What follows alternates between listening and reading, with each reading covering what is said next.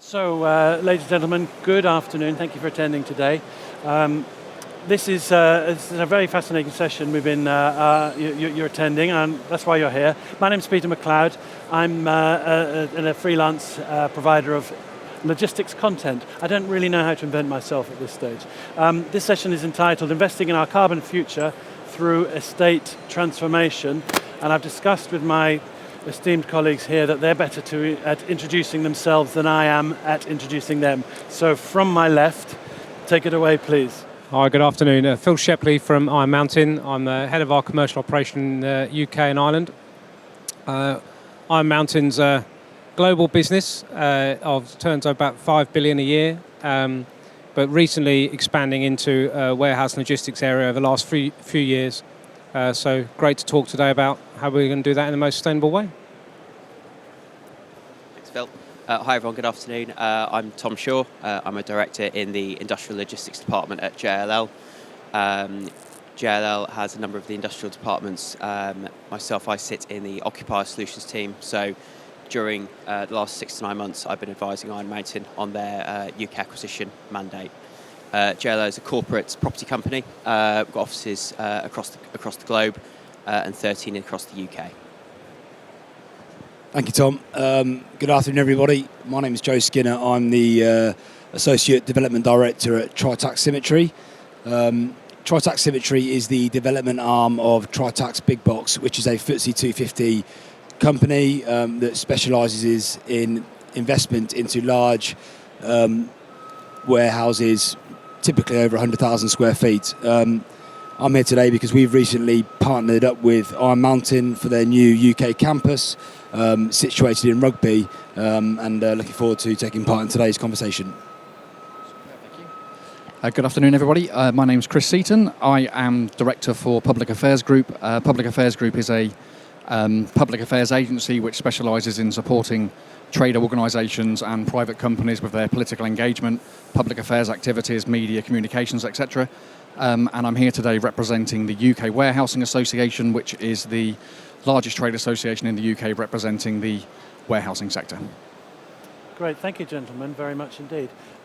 So very much an environmental focus today. Perhaps we can just start off by me broadly asking you, what is it that logistics businesses can do to help reduce their carbon footprint? Where are the easy wins there, and where are the challenges? Shall I kick off? If you don't mind. It starts, I think, with some of the obvious things. So lots of transportation efforts. So making sure we're using the right proportion of electric vehicles, organising our routes and so on, the obvious kind of things. But also the property that we utilise needs to be built and managed and operated in a way that has a minimum impact on the environment.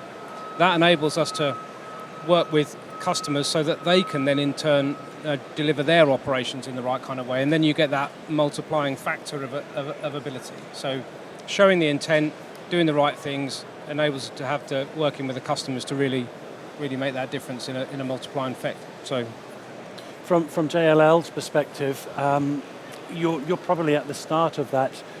You're probably at the start of that chain. So how are you presenting your offerings to potential end users with showing the environmental profile? From a sustainability point now, our recent investment into how we actually present properties has fast become a bit of a market leader. JLL have recently invested a huge amount of money into an NXT room, which is a virtual room where we map every available building across the UK, over 100,000 square feet. The idea there is that we then have key decision makers in a single room in our London office or Manchester office, which is now being rolled out. And the point is that it saves several hours and days on the road, which we all know and we all love. But fundamentally, we need to. This is how we promote the ESG sustainability offering there to try and make quicker decisions, but also in a more sort of sustainable approach as well. And Joe, from your perspective, where is Tritax approaching the sustainability question? Thanks, Peter. I think from a Tritax perspective, it starts from the construction. So first thing we look at is the supply chain, materials that are used to build the building. We appreciate these buildings are carbon intensive. That's the fundamentals of the building. but it's understanding how can we use the materials available to mitigate that carbon input. And so, great example is at Rugby, where we've recently done the joint business venture with Iron Mountain. Is we start from scratch, look at the inputs to the construction, and then where we feel that we've used carbon, we then look at an initiative with the Green Building Council, which is a way of offsetting the carbon inputs into construction. And there's a few methods that we can do in that. Essentially, it's investing in sustainable methods, be that in wind farms, power, looking at doing restoration of forestries, etc., in order to create something that offsets the amount of carbon we've used. But I guess being a public listed company, our shareholders now are looking to us to really lead this change. And where it was previously more of essentially an option for many developers, now it's a necessity that we have to do, and we will continue to do net zero carbon buildings for every building that we build in the future. So there's been definitely a shift from your customers in terms of what they're demanding from your company in terms of their sustainability profile. 100%, and I think when we first met up with the Iron Mountain guys and we were trying to strike this deal together, a key fundamental requirement from them was understanding the building, how we were going to make it net zero carbon in construction to enable them to take it forward into their operational requirements to keep it net zero carbon as well. So I think from our perspective it's very much partnering with occupiers. If we're not ahead of our game, occupiers will not take our buildings and they become obsolete, so it's really important. Let's throw over to Chris. So you've got more of an overview of the logistics property market. What are you seeing in terms of trends on the sustainability side? Okay, thank you. I think if we look at the whole market, I think there's a lot of confusion. I think particularly SME businesses are constantly being pulled from pillar to post. The goalposts are constantly changing. Today we've got a new Prime Minister. We're going to end up with a whole new agenda within government, which is going to be setting new parameters, new objectives. And I think is it solar, is it hydrogen, is it electric? And there's all that confusion in the marketplace. And if we look at logistics as a whole, 85% of the businesses in logistics are SMEs, and they are the they keep the sector going. Obviously that other 15% is really important, but that 85% is extremely important in keeping the rest of the sector moving. And so I think what we need is some stability. We need some direction. We need to know what the agenda is, what the taxation implications are. So companies that are investing today, is the goalpost going to change that makes that investment nil and void in a few months or years' time because the government has all of a sudden decided to increase tax on that particular, fuel or alternative fuel. So alternative energy. So yeah, I think from a sector's point of view, lots of confusion and lots of questions to be answered. Is there a way the industry can come together, collaborate, maybe to help move some of these initiatives, these wishes forward? I think there are some really good examples of where industry does already collaborate, and there's some really good examples of that already taking place. The government's Future of Freight strategy, which was published early this year, I think presents a really good opportunity for consumers, for industry to come together and sort of start to tick some boxes here. But I think I was talking to Colin earlier. I think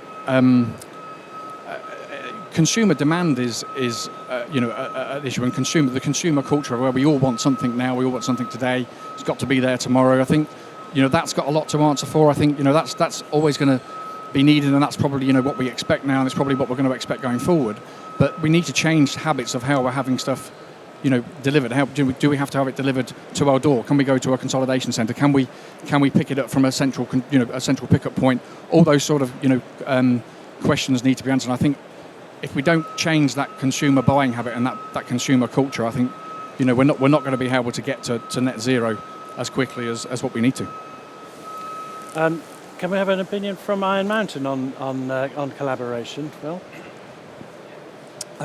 Yeah, certainly. I think what we're seeing, and it's stimulating a lot of our business, is we're working with a different range of customers to provide flexible stand-up solutions. So this is us working with three other 3PLs, working with customers, provide a bit of flexible space. I think this is a collaboration of, how do we support each other in standing up to the increase in demand to cope with the kind of pressures the global supply chain restrictions are putting on everybody at the moment. So I think it's another good example of perhaps how a flexible offering can help customers in a collaborative way. I have to confess, I think of Iron Mountain as document management. Could you just expand a little bit more on your the services you offer to the audience that might be here today, please? Yeah, certainly. So you're right. We've been in document management and archive services for 70 years, and it's very much the core of the business. But that real estate management, storage capability, inventory management, fulfillment, we deliver millions of boxes back to people every day. Actually, the core skills transfer very, very well. So we've got a strong declared growth ambition, and a key part of that was using our skills to expand into different markets. So, we're now up to about 3 million square foot, both in the UK and in the US, providing more 3PL, 4PL services to customers directly and through partners using those core skills. Thank you. Tom, throw to you now. What's the current stock of warehousing in the UK? How are we in terms of supply? And what sort of quality of warehousing is available to us currently? I think, and probably to answer potentially what Jeremy is thinking as well, the current supply in the UK is at an all-time low. What we saw before the pandemic come in was sort of a good gap of second-hand space. That was all very quickly taken up by the 3PL market and the wider sector looking to take space on. As the years gone on, probably in the last 18 months, 2 years, that second-hand space still hasn't come back, but also buildings haven't come back available. So you're now seeing a real demand by developers to spec build. But as a result, and as we've seen the demand for the spec build, we're going to best bids in some locations. So buildings have been taken up before PC. So in answer to your question, it's very minimal. I think our recent stats suggest that it's around 1 to 1.5% of existing stock is currently available, rising to about 3% if that's under construction at the moment. So continues to be at a record low, and as a result, we continue seeing the occupational market strong because that supply and demand imbalance is still there. And it's the shortage of raw materials such as concrete and steel. Is that impacting also on the supply? Yeah, from what we've seen, definitely. It's trying to fix costs. It's trying to have that availability of steel, and this sort of comes working with a very sort of clear and well-renowned developer to actually deliver these buildings and be clear that their own supply chain is completely bulletproof, to be honest with you, which goes along with our own procurement route, which is the example of what we've done over the last 6 to 9 months. Okay, and Joe, what can Tritax do to help its customers get more space? How are you contributing to this? Exactly. So, I mean, just a bit of history around Tritax Symmetry. So we've got a strategic land bank of 4,000 acres across the UK, and I think the key challenge at the moment is unlocking these strategic sites. I think where we've got planning applications pending, it takes quite a challenge to get it through the planning process in the UK. It's very slow. There's a lot of challenge around resourcing within the local councils to facilitate these applications. And I think once we've got the consent achieved, a lot of our sites are big in typically quite rural areas, and the infrastructure required to unlock these sites is extensive. So we look at our biggest challenge as the below ground. It's the infrastructure works, it's the earthworks, it's the highways, it's utilities. It's these things that take a lot of time and effort and money to bring forward.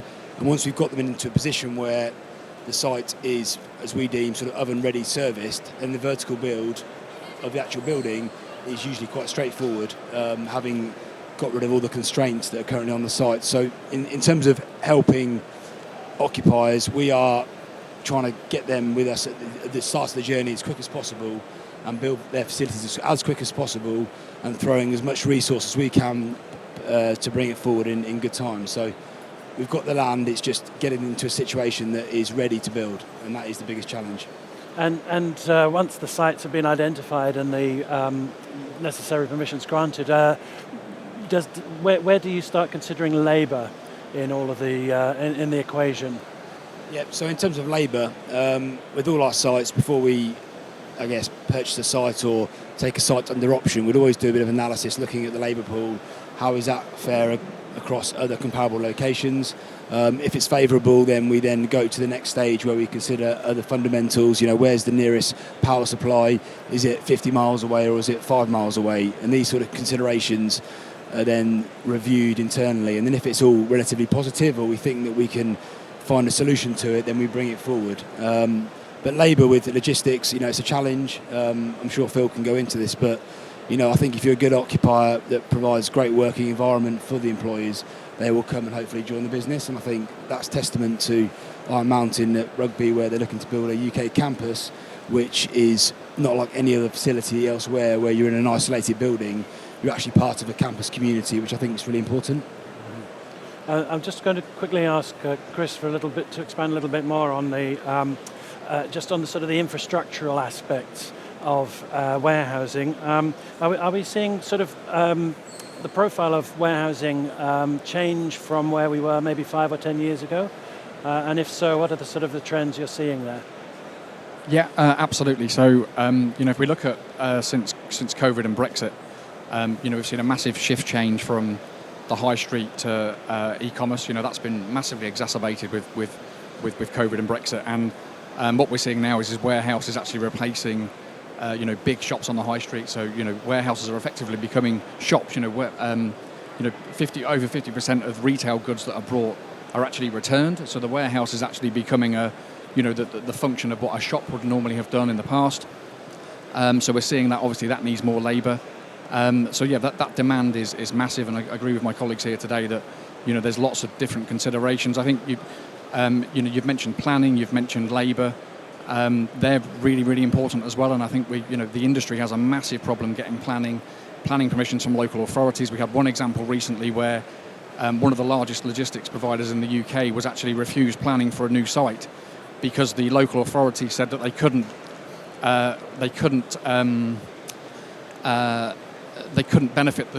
solely benefit the local community. It's like, well, what 1 million square foot warehouse will just benefit the local community? It has to go much further afield than the local community to make it viable. So the planning framework needs changing.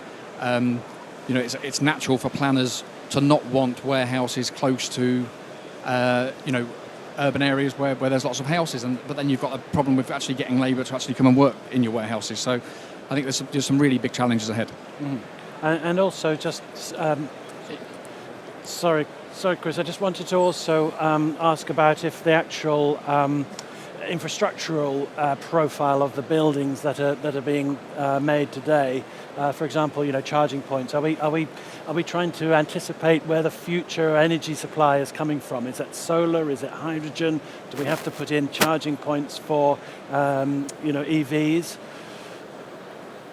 Yeah, I think you're having to consider all of these things, and sites that are being built today need to have all those different considerations, because it might be one, it might be all. You really don't know at this stage, and there's some fantastic sites that colleagues have been taking me through this morning that have all these different provisions in place, and that's what people are having to consider. I think I'll just add to that. I think from a Tritax perspective, utilities, power, that's a key consideration to all of our sites, and we did a review of our strategic land portfolio a few years ago, and we assumed power supply is diminishing, power requirements are increasing, and we found upon ourselves that we just couldn't solely rely upon National Grid. So we decided to do a joint business venture with Base Power, where they are a specialist in that area, and we've really looked at doing on-site energy generation, where we can modularly build a energy centre to the requirements of our occupiers. So a great example is if Phil says to me, look Joe, I want some more electricity, it could take me 2 or 3 years to go to National Grid, procure it, bring it to site across public highways, and it's no guarantee there, but if we can deliver Phil some energy via our on-site energy centre, and we can do that in quick time and at a discount to the retail price of power, then we can fulfil Phil's objectives of more power, and we can do that in a very seamless manner. And that's driven by green power, where it's PV generated, as with all our buildings. So it's a good way of really taking ownership of power rather than relying on third-party influences. And I'm going to ask you, Tom, because this is my observation from an aeroplane window yesterday, flying across the UK. These logistics buildings are very easy to spot, especially in the UK. It doesn't seem like there's that much solar on them. There's not yet. I mean, is this something you're striving towards increasing? There's a lot of capacity there potentially. Yeah, I mean, if you look at new builds now, I'd say probably from the last 5 to 6 years, as Joe said earlier, this is now becoming a base spec necessity. And now you don't see a new build without any sign of PV, EV charging points, or dare I say even wind turbines if you go down towards Daventry. You're right to say, Peter, the old buildings, second-hand units don't have that sort of technology and infrastructure in place there. But I expect now in the next, for anything that's either being retrofitted or refurbished, there will be an element of PV or solar panels at the bare minimum to be installed on these. Phil, we touched on the Rugby Campus. Can you talk us through what the facility is there, please, and some of its characteristics, please? Yeah, certainly. It's a campus of 4 sites, 4 buildings. In total, and Joe will tell me if I get the numbers wrong, but 1 million square footish. What we intend to do with that is consolidate a lot of our services that we deliver in the UK into that space. So 3 of the buildings will be for pallet storage, warehouse logistics, fulfillment activity, and one of them will be for our paper box storage business. We have a general policy of coming out of older buildings at least renewal time and recycling into newer modern facilities that are easier to look after, more sustainable. And so we will gradually do that. There's a number of benefits into that. It consolidates an operation for us, keeps our cost base down, helps us support our customers that way. It also provides us with a critical mass of people in one location to give us some flexibility. And then it obviously allows local authorities, developers to repurpose some of those other facilities that might be better suited in closer to city centres for housing or other types of light industry. So we'd prefer to move into the higher quality, more sustainable outfit, and the campus enables us to do that. So we anticipate that somewhere between 300 and 500 people would work across those 4 buildings of Rugby, delivering digitisation services, fulfilment, record management projects, as well as a key office. So it'll be a real hub for us in the UK, and something that we can just deliver on and build out from there. And why Rugby? So the site in the Golden Triangle was important to us as a good no-brainer logistics solution. It also suits our wider business ambitions in terms of being between, good place between London and Birmingham for, paper delivery and records. So, and then the site and choosing the right developer that worked for us in the right sort of timeframes was a big part of that as well. So, but Rugby's got a real infrastructure around recruiting the right kind of people. We can form links with schools, universities, with the right kind of specialism, because it's a real logistics hub, particularly off the back of Durft, but south of Magna Park. It's in the right sweet spot. So we're confident of being able to build the right sort of links to find the right people and to support our work that way. Joe or Tom, from your perspective, tell us where Rugby is interesting or special or different. So I'm going to be very, very biased here, Peter, but as it's one of a Tritax scheme. So Rugby, again, just to echo what Phil says, is that it sits within the Golden Triangle, which for most logistic operators enables you to do a 4.5-hour drive time to 85% of the population, which if you are delivering goods, it's a great place to be. I think from a labour perspective, the site forms part of the overall South West Rugby urban extension, which is a huge master planning allocation that was allocated in 2019, which is delivering 5,000 new homes. So 5,000 new homes combined with the logistic and employment space is a real nice little pull together. and just off junction 17 of the M1, which obviously is the main spine road for the north-south link. So, for us as well, it's about partnering up with the right occupier as well. So, we wouldn't usually do a deal like this to, any occupier. It has to be someone special. And with Iron Mountain, we are willing to partner up with them and deliver 4 buildings because we really buy into their whole business strategy of, reducing carbon, consolidating, and creating a campus that we know that our shareholders and investors would be proud to invest in. So. And what sort of sustainability features does it have on site? Okay, so in terms of the sustainability features, we've briefly mentioned some of them. So we've obviously got the PV on the roof, the photovoltaics on the roof. We have all the EV charging. We're net zero carbon in construction. We have to do extensive tree planting strategy around the site. So we're planting over 10,000 new trees. And from an environmental perspective, that's our main angle. But we're working with schools. We've got a local community fund where we're looking to support the local community with new initiatives. We're providing new infrastructure, new roads, new cycleways, walkways and footpaths, bridleways. So it's very much creating a new placement essentially for our occupiers and also the new houses. So lots to do. Over to you, Tom. Not sure what I can add on that. I mean, rugby for the last 10, 15, as long as logistics has really been coming in, rugby has always been a main sort of focal point to a lot of occupiers. You can reel off a load of household names that have taken a large amount of space around there. Rugby's poorer cousin Lutterworth, for Joe's interest in this panel, has obviously had a huge growth in the last 2 to 3 years. But as a result, now you're seeing a demand from a number of occupiers now looking at really prime locations, and that sort of and this example we speak about today is precedent to that. People will want to be in a prime location. When you look at secondary locations the last 2 to 3 years, whilst they've caught up, there's still a driver that people want: ideal labour, ideal resourcing, and also transport links to service their customers. So I'm going to come to Chris now, if I may. I do feel like sometimes we're in quite a carbon-heavy industry, and I know we're working hard to change that. Are we too reliant on road infrastructure? Sort of some of the old-fashioned networks that have been established over the decades. Is there anything we can do to take a sort of a step change towards being carbon neutral? Yeah, sure. Good question. And it's a question I think the industry asks itself quite often.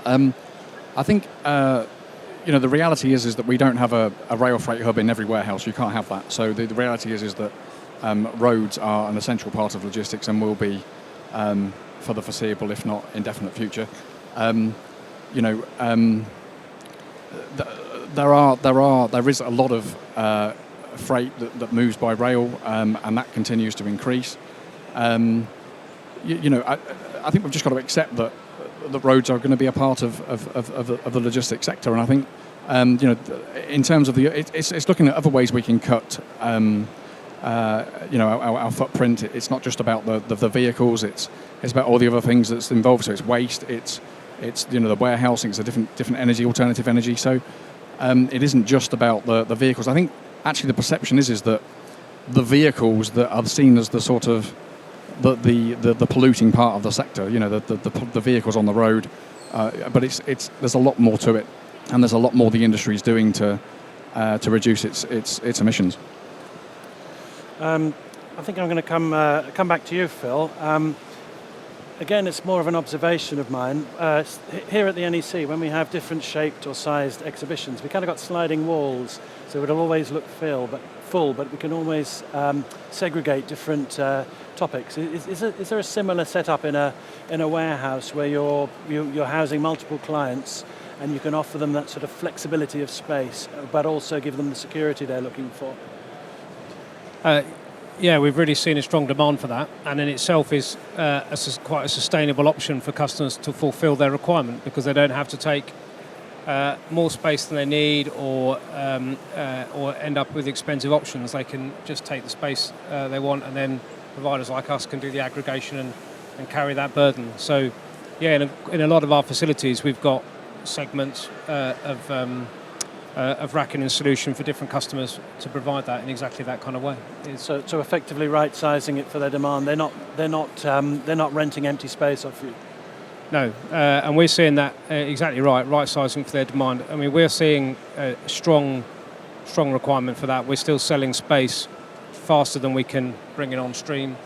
And so, people see the value in the flexibility, but they also see the value in the high quality buildings, the security, the standard solution that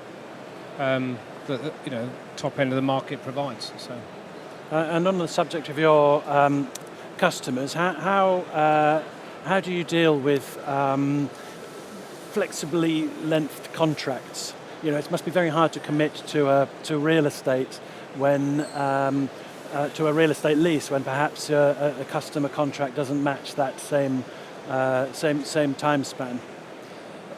It is an equation that we have to work our way through. When we started, we were able to balance that risk with the rest of our estate, and understanding how older estate is coming to the end of leases and where we could mitigate risk that way. As we've developed in the market, we've now got a critical mass to be able to manage that risk more cleanly. So I'm sure the offer will continue to develop.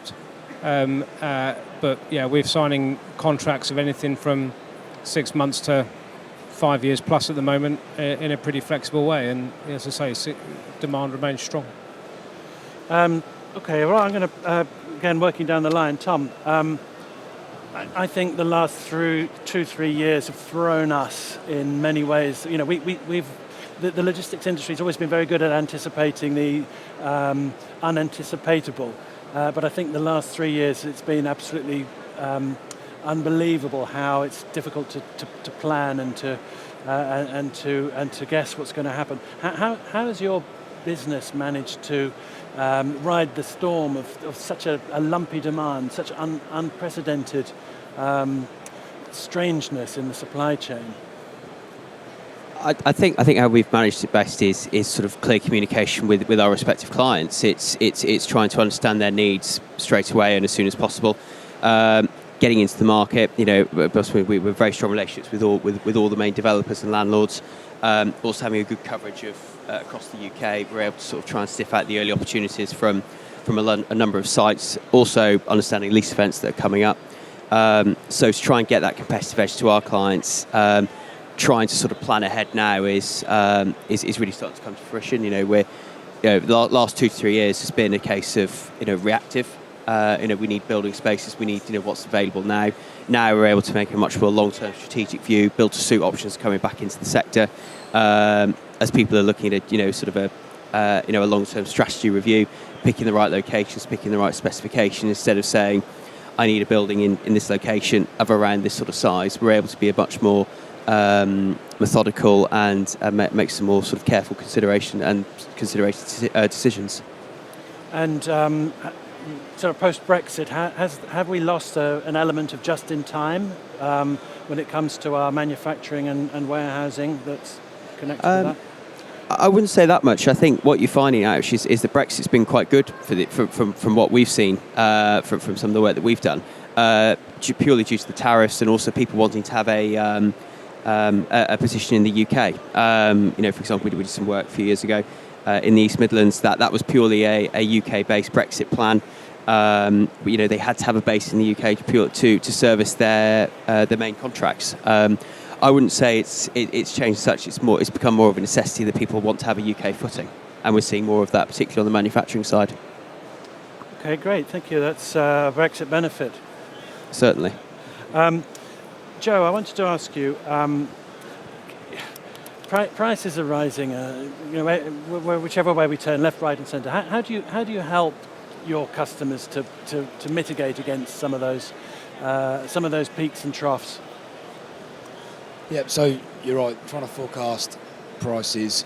My QS is in the crowd today and he battles this on a daily basis, but at the moment it's very difficult to plan, and it's making sure that the deal you're doing with an occupier is the right deal. I think a great example would be maybe 2-3 years ago, you get a tender return back from a contractor. They would say that this is the price for the next 6 to 9 weeks, and I can hold that price, and you can go through it, verify it, ratify it, and make a decision whether you want to sign up with that contractor. Fast forward 2 years, prices are now being held for 2-3 days.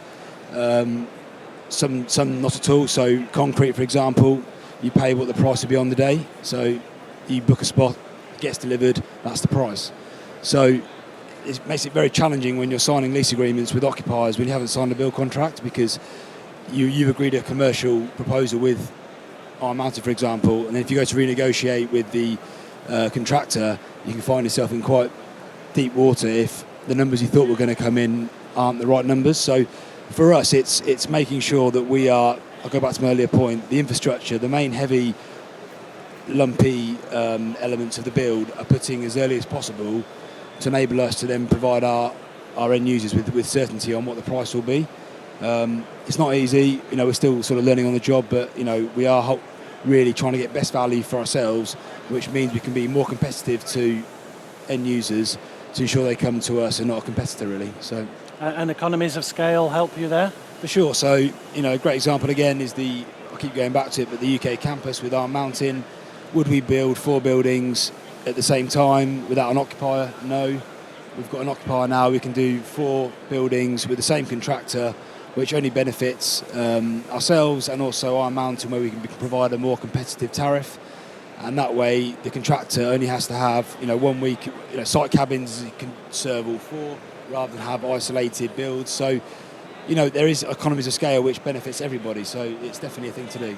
And a major benefit of that would also be that you can help reduce your carbon footprint by keeping that construction. Sure, if you've got one wagon tight. bringing in, exactly, you got one wagon bringing in steel, rather than, you probably get a bigger lorry to bring more steel in at a certain time, less disruption on the roads. If you have 4 isolated buildings, 4 different build contracts, 4 different steel supplies, 4 different delivery times, it just creates a lot more stress on the road, which we try and mitigate as best we can. So, Great. Well, thank you very much. I think the time has flown by. We've got 5 minutes left. I'm just wondering if there are any questions from the audience at all. If anybody would like to raise a hand, it's always hard to kick off with the first question, but if not, I'm going to just throw a curved ball at you, and apologies. I'm going to go down the line, starting with Chris. So we've got a special guest sitting in the front row, an imaginary Liz Truss. What question would you put to her regarding ways in which her government, her new government she's forming, can make our lives better, us in the logistics industry? Or maybe, is there a policy change there you'd like to see? Good question. I have lots. I'll just focus on one. Okay. I think going back to the one of the benefits of Brexit, and I think the appreciation for our industry is a lot greater than it ever has been. I think I've worked in logistics for 20 years, representing trade associations and private companies in this sector, and I think in the last 3 or 4 years I've seen a much greater appreciation from the general public. I think everybody who works in logistics actually understands the value that it delivers and it brings.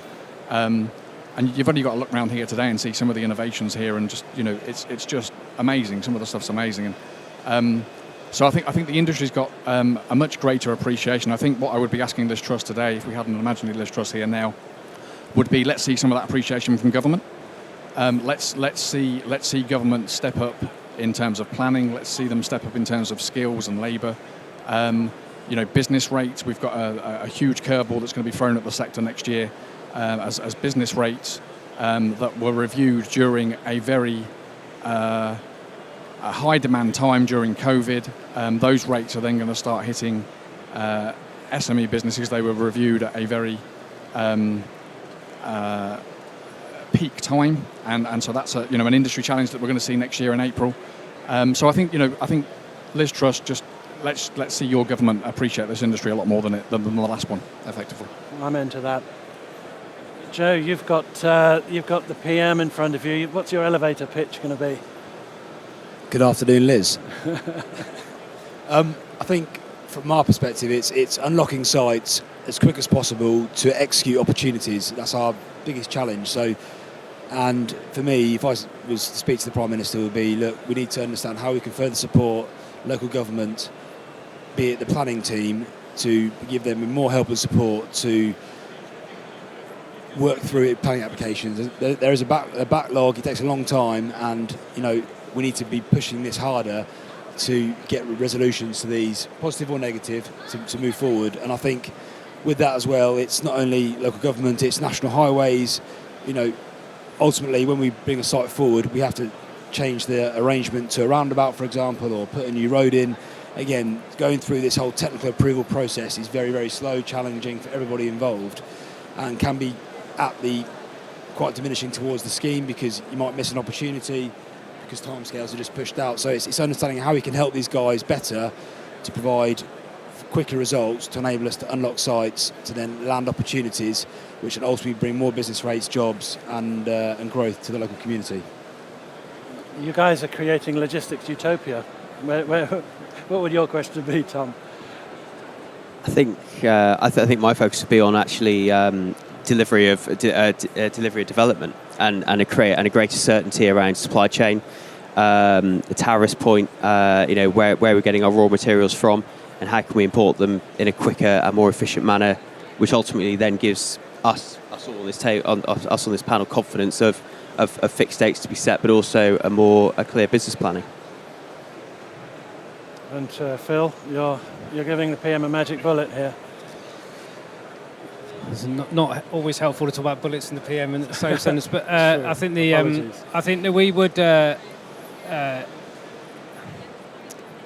Some of the biggest concerns we've got are the spikes in inflation and the confidence for businesses to continue to invest in the UK. So incentives on R&D, on investment to really help drive the growth that the UK economy needs to fix some of the productivity challenges that we've got. So very, very focused on some of those incentives as well, and the measures to keep inflation under a sensible manner. But I'm sure that's already fairly high up our list. I'd like to think so, yes. Well, if there are any questions from the floor, speak now or forever hold your tongues. Thank you very much indeed then for our panellists. And a round of applause, please.